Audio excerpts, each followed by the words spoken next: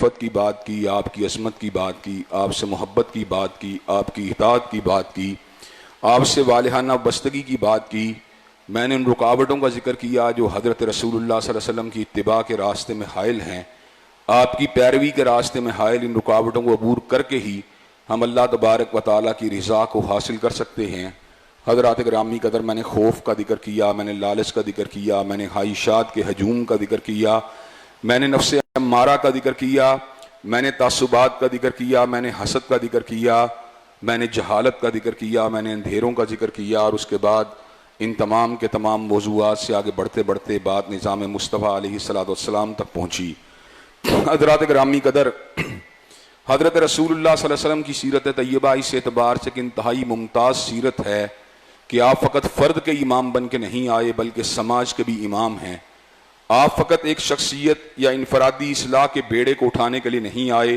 بلکہ آپ نے سماج کی الجھی ہوئی زلفوں کو بھی سنوار دیا۔ آپ فقط انسانوں کے تزکیہ و طہارت کا پیغام لے کے نہیں آئے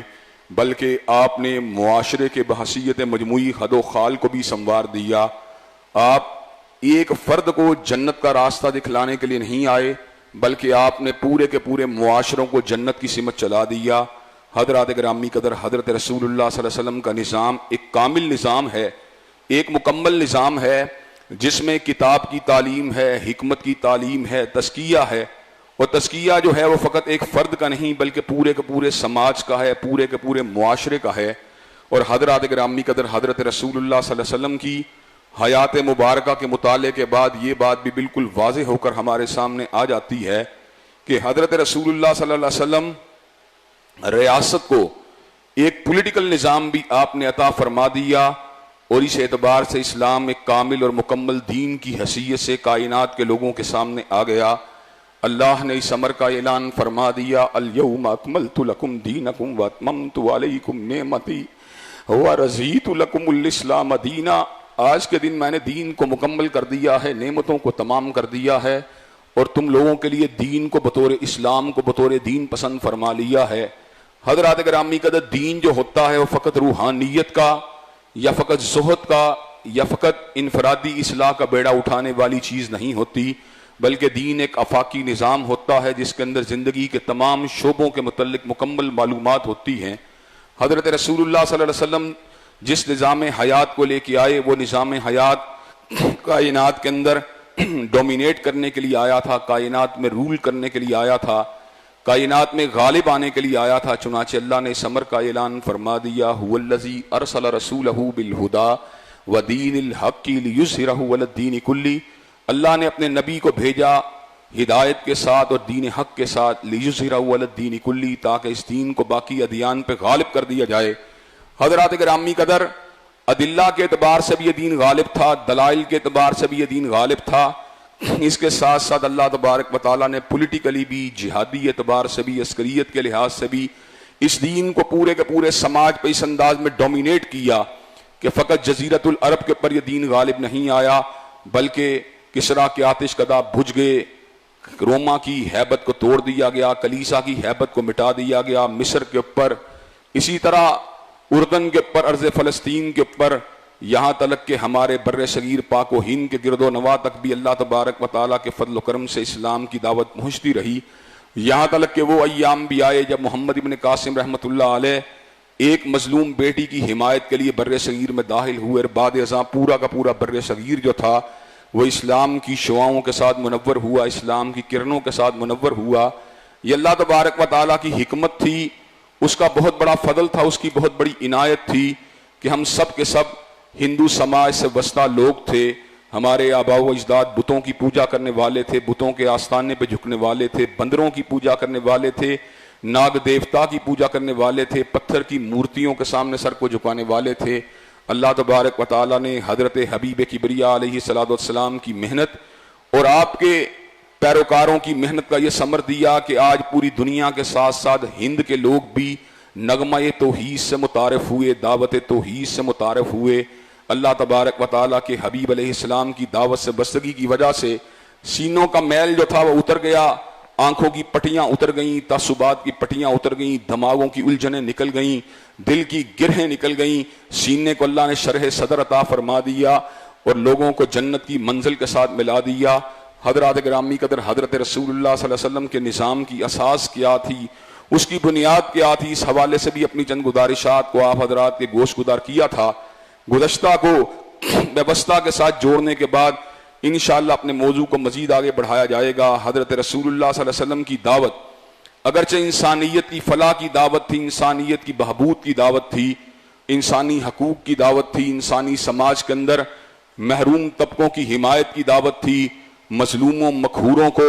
ظلم کی زنجیروں سے نکال کر آزادی کے راستے پہ چلانے کی دعوت تھی، لوگوں کو اندھیاروں سے باہر نکال کر روشنی کی سمت چلانے کی دعوت تھی، لوگوں کو جہنم کے راستے سے ہٹا کر جنت کے راستے پر چلانے کی دعوت تھی، منتشر لوگوں کو ایک زنجیر اور کڑی کے اندر پرونے کی دعوت تھی، لوگوں کو بھائی چارے کے اندر پرونے کی دعوت تھی، سماج کے اندر سے نسل پرستی، ذات پرستی، اسی طرح قبیلہ پرستی کو توڑ کر ان کو جذبہ اخوت کے اندر، ان کے اندر جذبہ اخوت کی لپیٹ میں لا کر ایک امت واحدہ کو بنانے کی دعوت تھی۔ ایک ہی صف میں کھڑے ہو گئے محمود و ایاز، نہ کوئی بندہ رہا نہ کوئی بندہ نواز۔ حضرات گرامی قدر، انسان جو تھا وہ چھوت چھات کا شکار تھا۔ برہمنوں نے اپنی ذات کے اعتبار سے اس حد تک پروپیگنڈا کیا ہوا تھا کہ تمام دیگر ذات پات کے لوگوں کو بالکل حقیر سمجھتے تھے، بالکل کمتر سمجھتے تھے۔ دوسرے یہود جو تھے ان کو اپنی نسل پرستی کے پر اتنا گھمنڈ تھا کہ وہ یہ بات کہا کرتے تھے، نحن ابناء اللہ واحباؤہ، ہم اللہ کے بیٹے ہیں اور اس کے محبوب ہیں۔ وہ غیر صہیونی کو، غیر یہودی کو کسی بھی طور کے اوپر جنت کا حقدار سمجھنے کے لیے تیار نہیں تھے۔ ان کا یہ ذہن تھا کہ دنیا کے اندر کوئی کتنا بھی پارسا کیوں نہ ہو وہ جہنمی ہے، اور اس کے مد مقابل یہود ہا کتنا بھی گناہ گار کیوں نہ ہو، لن تمسن النار الا ایاما معدودہ، کہ ہمیں آگ اگر چھوئے گی بھی تو فقط چند دن کے لیے چھوئے گی اور اس کے بعد پھر ہم جنت میں چلے جائیں گے۔ دنیا کے اندر بدکرداری کا ارتکاب کرنے والے، سود خوری کا ارتکاب کرنے والے، ظلم و بربریت کے اوپر اصرار کرنے والے، انبیاء علیہم السلام کو شہید کرنے والے اور آیت اللہ کا انکار کرنے والے یہ یہودی، جنہوں نے ہر سچائی کی دعوت دینے والے کو شہید کرنے کا پروگرام بنایا، حضرات گرامی قدر اپنے آپ کو افضل الخلائق سمجھے ہوئے تھے۔ اللہ تبارک و تعالیٰ کے حبیب علیہ السلام ایک ایسی دعوت کو لے کے آئے جس میں عقیدے کے ساتھ عمل کا اتنا خوبصورت رنگ اور ڈنگ تھا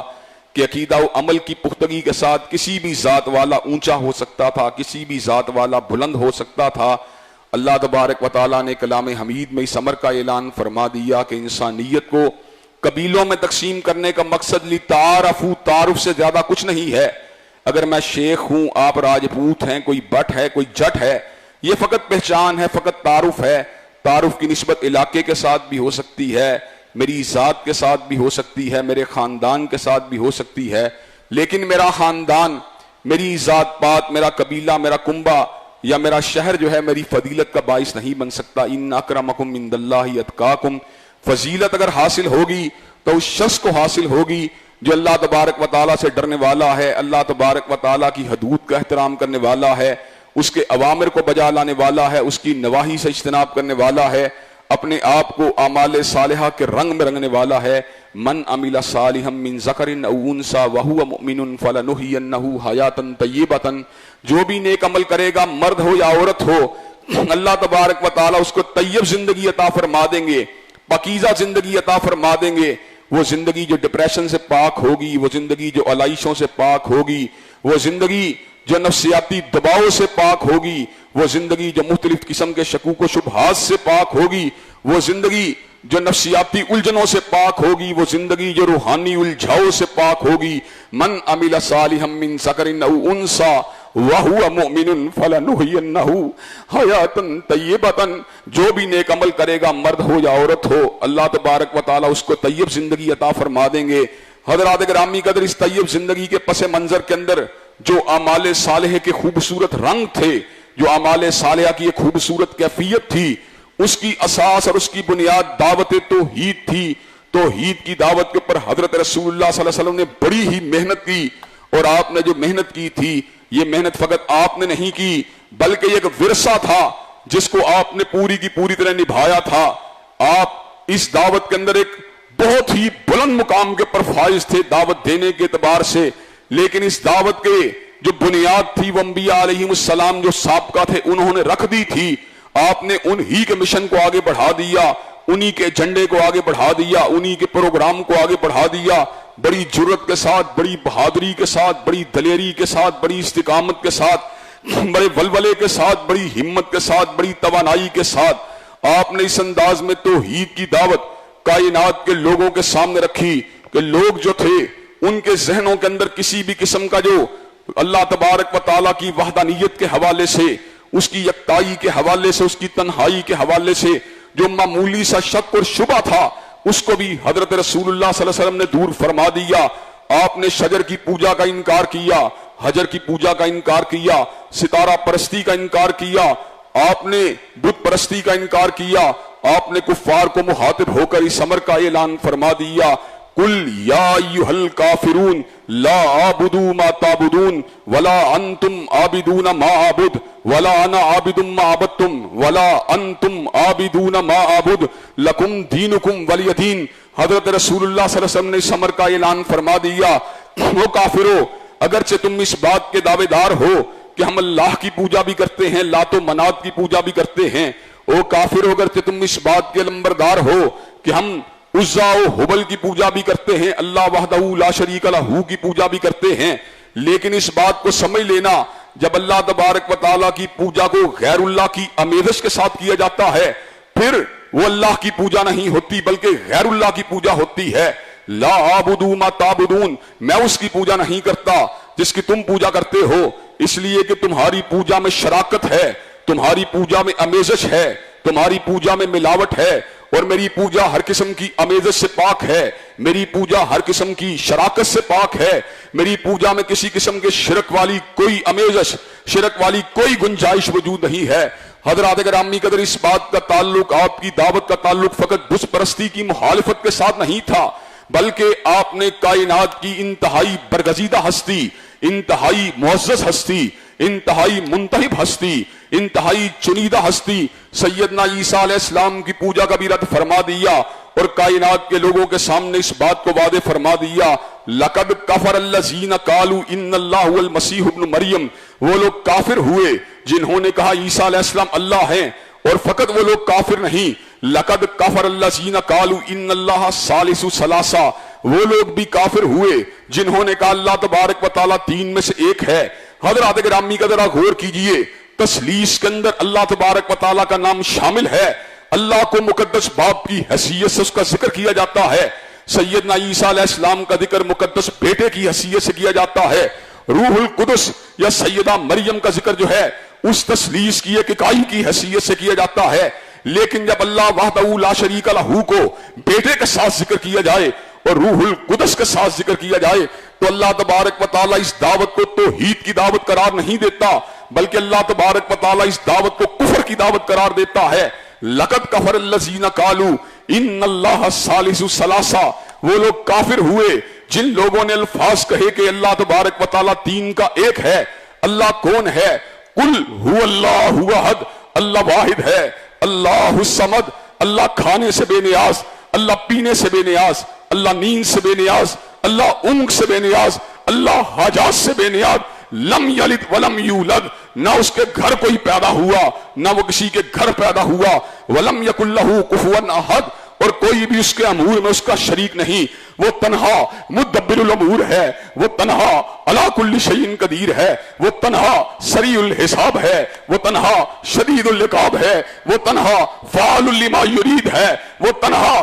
رب الناس ہے، وہ تنہا الہ الناس ہے، وہ تنہا مالک الناس ہے. حضرات گرامی قدر، نہ اس کے اقتدار میں کوئی اس کا شریک ہے، نہ کوئی اس کی ذات میں کوئی اس کا شریک ہے، نہ صفات میں اس کا شریک ہے. حضور کی دعوت بالکل کلیئر کٹ تھی، جس کے اندر کسی قسم کا نہ ریب تھا، نہ تردد تھا، نہ التباس تھا، نہ اس کے اندر کسی قسم کا شک تھا، نہ اس کے اندر کسی قسم کا ریب تھا، نہ اس کے اندر کسی قسم کا تردد تھا. حضرات گرامی قدر، بطور مثال سیدنا عیسیٰ علیہ السلام کی مثال اللہ نے جا بجا قرآن مجید میں دے کر اللہ تبارک و تعالیٰ کی وحدانیت کے بارے میں جو لوگوں کے ذہنوں میں شکوک و شبہات تھے ان کو باہر نکال دیا کہ اگر سیدنا عیسیٰ علیہ السلام اللہ کے بندے ہیں، اگر سیدنا عیسیٰ علیہ السلام اللہ تبارک و تعالیٰ کی پوجا کرنے والے ہیں، تو پھر ہمیں سمجھ دینا چاہیے کہ اتنا بڑا رسول اگر اللہ کی ذات میں شریک نہیں ہے، اس کے اوصاف میں شریک نہیں ہے، اس کے افعال میں شریک نہیں ہے، تو پھر کسی غیر نبی کے بارے میں اس بات کا گمان کیوں کر کیا جا سکتا ہے کہ وہ اللہ کے امور میں شریک ہو، اللہ کے تصرف میں شریک ہو، اللہ کی قدرت کاملہ میں شریک ہو؟ اللہ وحدہ لا شریک ہے، اللہ تنہا ہے، اللہ واحد ہے، اللہ اکیلا ہے، اللہ یگانہ ہے، اللہ یکتا ہے، لیس کمثلہ شیء، کائنات میں کوئی چیز اللہ جیسی نہیں ہے۔ کائنات کے اندر جو بھی زیرو آیا ہے وہ سوتا بھی ہے، اور کائنات کے ہر زیرو نے مرنا بھی ہے، لیکن جہاں تک اللہ کی بات ہے کلو شیء ہالک الا وجہہ، کائنات میں ہر چیز نے موت کے گھاٹ اتر جانا ہے، مگر رب قدیر کو موت کبھی نہیں آئے گی، اور موت آنا تو بڑی دور کی بات ہے۔ لا تأخذہ سنۃ ولا نوم، اس کو کبھی نیند بھی نہیں آئے گی، اور نیند آنا تو بڑی دور کی بات ہے، اس کو کبھی اونگ بھی نہیں آئے گی۔ وہ تنہا الحی القیوم، جس کی طاقتوں کا عالم یہ ہے، جس کی قدرت کاملہ کا عالم یہ ہے، جس کی تدبیر تقدیر اور جس کے پھیلاؤ کا عالم یہ ہے کہ ہم 4-5 دن سونے کے باوجود، آرام کرنے کے باوجود، اپنے کاموں کو کرنے کے باوجود بھی تھکتے ہیں، یہ سارے کے سارے پروسیس سے گزرنے کے باوجود بھی چھٹی کے ایک دن کے طلبگار ہوتے ہیں کہ پورا ریسٹ ہونا چاہیے، چھٹی کے اس دن کے باوجود بھی، آرام کرنے کے باوجود بھی کئی مرتبہ جسم جواب دے جاتا ہے، کبھی پیر کی موچ ہے، کبھی سینے میں درد ہے، کبھی دل کا عرضہ ہے، کبھی آنکھوں میں تھکاوٹ ہے، کبھی دماغ میں اکتاہٹ ہے، کبھی معدے پہ بوجھ ہے، کبھی گردوں پہ دباؤ ہے، کبھی جگر پہ دباؤ ہے۔ حضرات یہ سارا کچھ آرام کرنے کے باوجود اور سارا کچھ جو ہے سونے کے باوجود ہم مختلف عارضوں کا شکار ہیں، اور وہاں کیا عالم ہے؟ نہ موت ہے، نہ نیند ہے، نہ اونگ ہے۔ 6 دن کے اندر زمین و آسمان کو بنا دیا، آسمان میں کہکشاؤں کو بنا دیا، آسمان میں سورج و ستارے کو بنا دیا،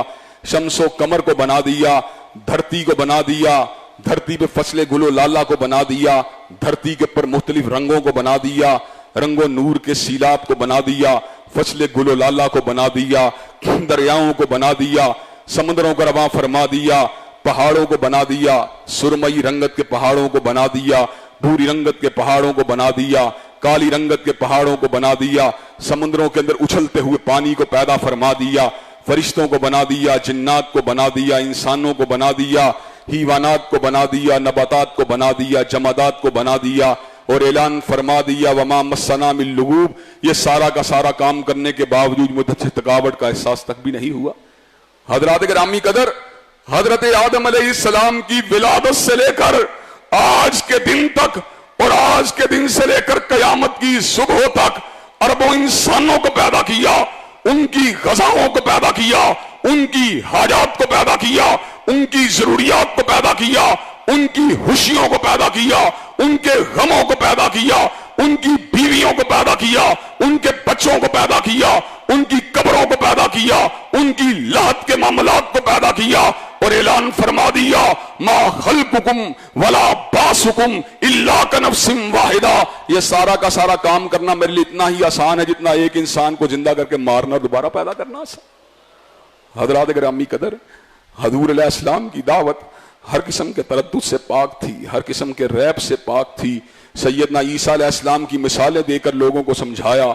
مل مسیح ابن مریم الا رسول قد خلت من قبلہ الرسل وامہ صدیقہ کانا یاکلان الطعام انظر کیف نبین لہم الآیات ثم انظر انا یوفکون۔ عیسیٰ رب کا رسول، ان کی والدہ سچی عورت تھی، آگے جو بات کہی وہ سوچنے کے قابل ہے۔ کانا یاکلان الطعام، دونوں کھانا کھایا کرتے تھے،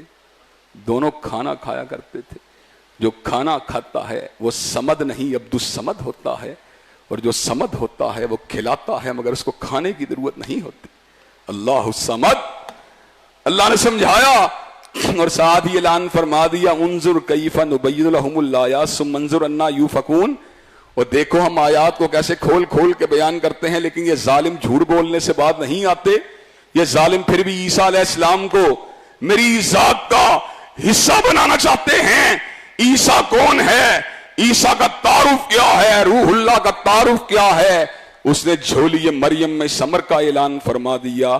سب سے پہلے جس چیز کا اعلان کیا وہ چیز کمال تھی. انی عبد اللہ آتانی الکتاب وجعلنی نبیا، میں اللہ کا بندہ ہوں، اللہ نے مجھے کتاب دی ہے، مجھے نبی بنایا ہے. حضرات گرامی قدر، سب سے پہلے عبدیت کا اعلان کیا اللہ نے. حضرت رسول اللہ صلی اللہ علیہ وسلم کو کائنات میں وہ عروج عطا کیا جو کائنات میں کسی کو بھی حاصل نہیں ہوا. اتنا عروج کہ روحانیت کا مقام تو انتہائی بلند ہے، لیکن جسم کو بھی یہ عروج دیا. سبحان الذی اسری بعبدہ لیلا من المسجد الحرام الی المسجد الاقصی. اللہ نے ایک رات کے اندر آپ کو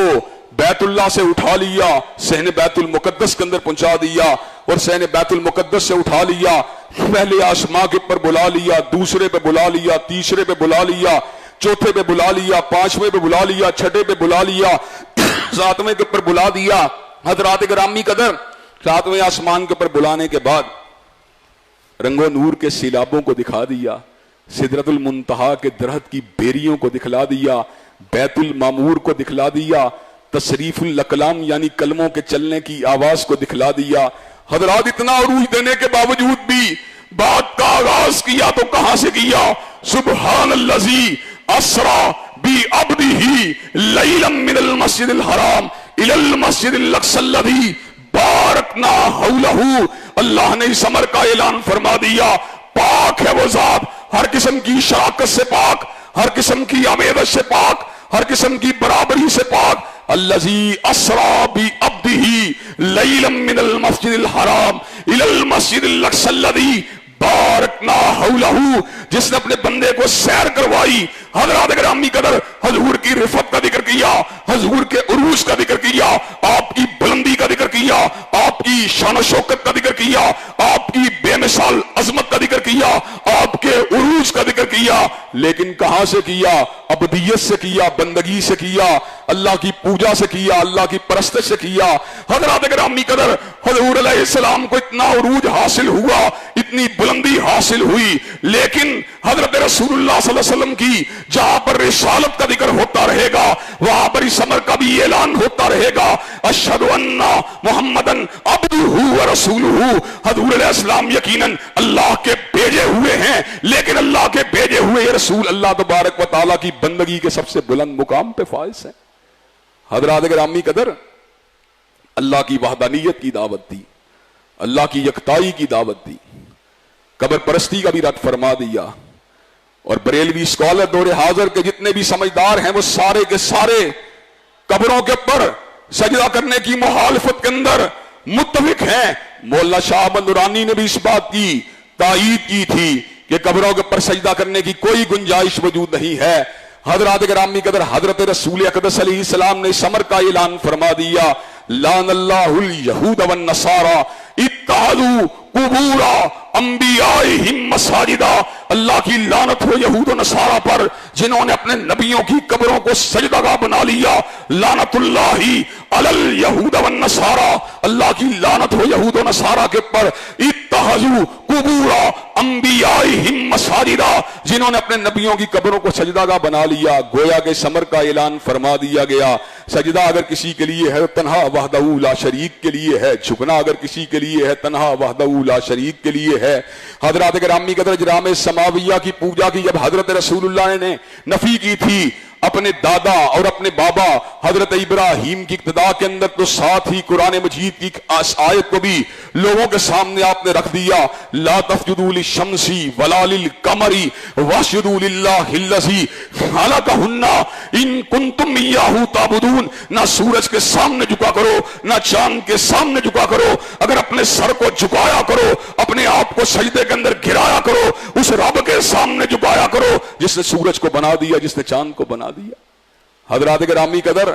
اور سورج و چاند کی پوجا ہی کی اور ان کے سامنے سجدے ہی کی نفی نہیں کی، بلکہ ان کے تصرف کی بھی نفی کی، ان کی انسانی زندگی کے اثرات کے پر بھی نفی کی، ان کی انسانی زندگی کے اتار و چڑھاؤ کے اندر کسی بھی قسم کے اثر کی بھی نفی کی۔ حضرات گرامی قدر، میری زندگی کے لمحے لمحے پہ تصرف فرمانے والا نہ کوئی ستارہ ہے نہ کوئی برج ہے، میری زندگی کے لمحے لمحے پہ تصرف فرمانے والی ذات وحدہ لا شریک لہ کی ذات ہے۔ حضرات گرامی قدر، چنانچہ حدیبیہ کے مقام کے پر ہونے والی بارش کے بارے میں سید الاولین والآخرین حضرت رسول اللہ نے اس امر کا اعلان فرما دیا کہ اللہ کہتا ہے اس بارش نے کئیوں کو کافر بنا دیا، کئیوں کو مومن بنا دیا۔ صحابہ بڑے حیران ہوئے کہ ایک بارش نے کئیوں کو مومن بنا دیا، کئیوں کو کافر بنا دیا۔ کہا ہاں ایک بارش نے کئیوں کو مومن کئیوں کو کافر بنا دیا۔ اللہ کہتا ہے جس نے الفاظ کہے بارش ستارے کی حرکت کے ساتھ ہوئی، وَهُوَ كَافِرٌ بِي وَمُؤْمِنٌ بِالْكَوَاكِبِ، اس نے میرا انکار کیا، وہ ستاروں کے پر ایمان لے کے آیا۔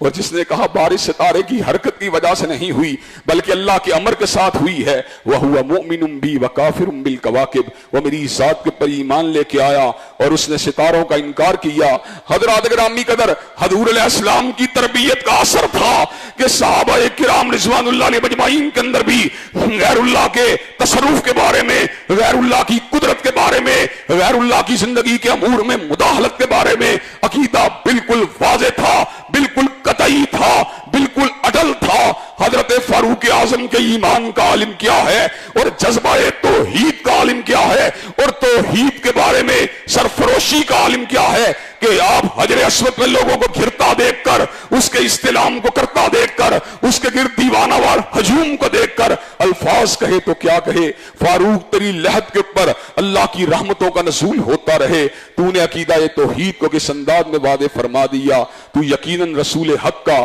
مرید اعظم ہے، تو یقیناً رسول حق کے اکبر ترین مریدوں میں شامل ہے، صدیق کے بعد یقیناً کوئی تری عظمت کا شریک و سہیم نہیں ہے۔ تو نے کس انداز کے اندر عقیدہ توحید کو واضح فرما دیا، تو نے بیت اللہ الحرام کے سامنے حجر اسود کو مخاطب ہو کر اس امر کا اعلان فرما دیا، اے حجر اسود تو ایک پتھر ہے، تو نفع کا مالک ہے نہ نقصان کا مالک ہے، ہم تجھے چومتے ہیں تو اس لیے چومتے ہیں کہ حضرت رسول اللہ نے تجھے چوما ہے۔ حضرات گرامی قدر، صحابہ کرام رضوان اللہ علیہ مجمعین نے دعوت توحید کے اندر کسی قسم کا سمجھوتا نہیں کیا، کسی قسم کا کمپرومائز نہیں کیا، اس دعوت کی بنیاد کے اوپر ایک امت کی تشکیل ہوئی۔ حضرات گرامی قدر، عقیدہ توحید کی بنیاد کے اوپر اللہ تبارک و تعالیٰ کی بندگی کرنے والے مسلمانوں کی ایک جمعیت کی تشکیل ہوئی، اور حضرات گرامی قدر پھر اسی عقیدہ توحید کی بنیاد پر حضور علیہ السلام نے لوگوں کو آپس میں جوڑ دیا، رنگوں کے بتوں کو توڑ دیا، نسل پرستی کے بتوں کو توڑ دیا، آپ کی اقوام کے بتوں کو توڑ دیا۔ حضرات گرامی قدر محبت تھا، اخوت تھی، بھائی چارہ تھا، تو اس کی بنیاد کیا تھی؟ انما المؤمنون اخوہ، اس کی بنیاد کیا تھی؟ اخوت اس کو کہتے ہیں۔ چبھے کانٹا جو کابل میں تو ہندوستان کا ہر پیر و جوان بے تاب ہو جائے۔ امت واحدہ جس کے اندر پنجابیت جو ہے شناخت کا سبب تو ہو سکتی ہے لیکن فخر کی علامت نہیں ہو سکتی، جس کے اندر بنگالیت جو ہے تعارف کا سبب تو ہو سکتی ہے، فخر کی علامت نہیں ہو سکتی، جس کے اندر پختونیت جو ہے وہ شناخت کی علامت تو ہو سکتی ہے، فخر کی علامت نہیں ہو سکتی، جس کے اندر بلوچیت جو ہے وہ آپ کی تعارف اور آپ کی پہچان کا سبب تو ہو سکتی ہے لیکن فخر کی علامت نہیں ہو سکتی، جس کے اندر دنیا کی ہر قوم کے بندے کو شامل ہونے کی اجازت ہے۔ جو بھی اس دھرتی کے سینے پہ آیا ہے، چاہے کالا ہو، چاہے بھورا ہو، چاہے پیلا ہو، چاہے سرخ ہو، چاہے احمر ہو، چاہے ابیض ہو، چاہے بھوری رنگت والا ہو،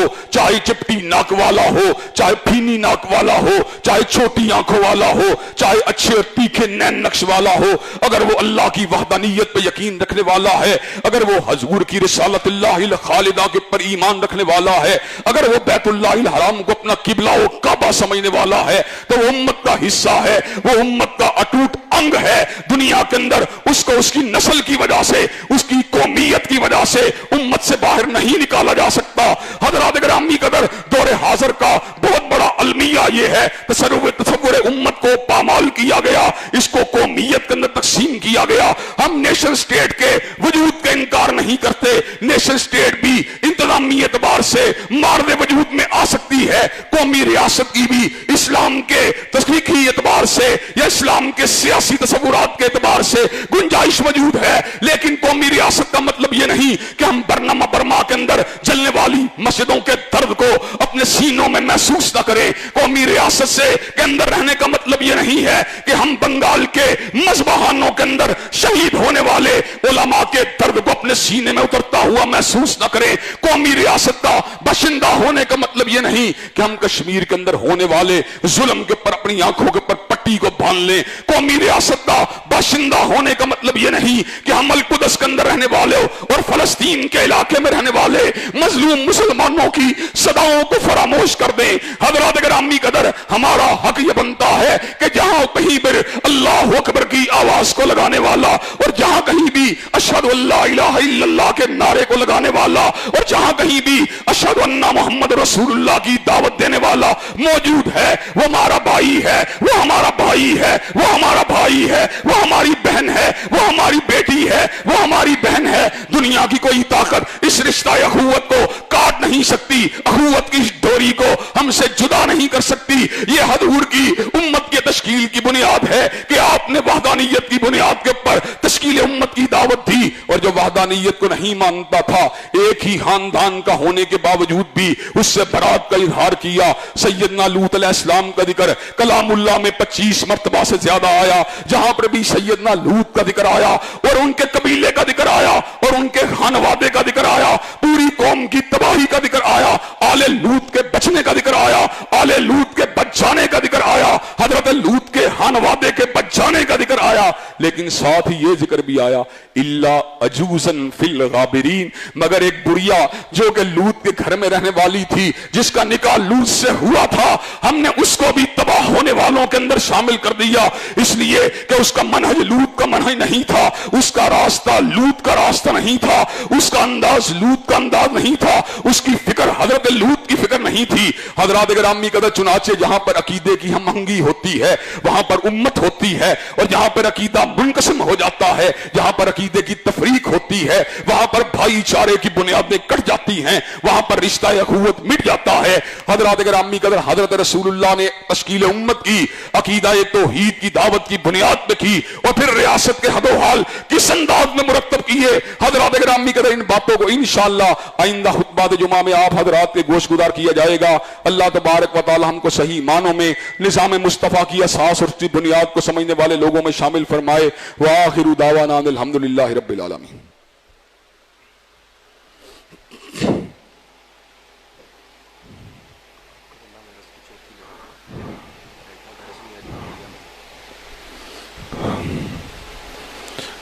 الحمدللہ نحمده ونستعینه ونستغفره ونؤمن به ونتوکل علیہ ونعوذ باللہ من شرور انفسنا ومن سیئات اعمالنا، من يهده الله فلا مضل له ومن يضلل فلا هادي له، واشهد ان لا اله الا الله واشهد ان محمدا عبده ورسوله۔ اما بعد فإن خير الحديث كتاب الله وخير الهدي هدي محمد صلى الله عليه وسلم، وشر الأمور محدثاتها وكل محدثة بدعة وكل بدعة ضلالة وكل ضلالة في النار۔ حضرات گرامی قدر، حضور علیہ السلام کی دعوت ایک کامل اور مکمل دعوت تھی،